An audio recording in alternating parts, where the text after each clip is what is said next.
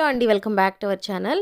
ఈరోజైతే నేను రెడ్ చట్నీ ఎలా చేసుకోవాలో చూపిస్తాను. నేను లాస్ట్ వీడియోలో హై ప్రోటీన్ దోశ చూపించాను కదా, ఆ రెసిపీకి అయితే చాలా టేస్టీగా ఉంటుంది. పర్ఫెక్ట్ కాంబినేషన్ అనమాట. ఇంకా అది ఎలా చేసుకోవాలో చూపిస్తాను. ప్యాన్ పెట్టుకొని అందులో కొద్దిగా ధనియాలు, జీలకర్ర, మెంతులు వేసి ఫ్రై చేసుకోవాలి. ఆ తర్వాత ఉల్లిపాయలు, ఎండుమిర్చి, వెల్లుల్లిపాయలు కూడా వేసుకొని ఒకసారి అయితే బాగా కలిపేసుకోండి. అవి కొంచెం మగ్గిన తర్వాత టమాటా ముక్కలు వేసుకొని అందులో కొంచెం పసుపు, రాళ్ళుప్పు వేసుకోవాలి. అది కొంచెం కలిపేసుకొని కొద్దిగా చింతపండు యాడ్ చేసుకోండి. పులుపు అవసరం లేదనుకుంటే టొమాటోలే సరిపోతుంది. లేదు అంటే కొంచెం చింతపండు యాడ్ చేసుకోండి. నేనైతే చాలా తక్కువ వేసుకున్నాను అనమాట. వేసామంటే వేసామన్నట్టు. ఇంకా మూత పెట్టి ఒక 5 నిమిషాలు మగ్గించుకుంటే టొమాటోలు అయితే మగ్గిపోతాయి.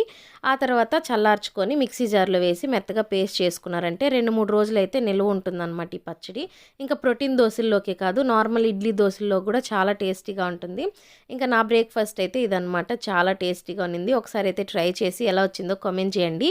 వీడియో నచ్చితే please do like, share, comment and subscribe to my channel.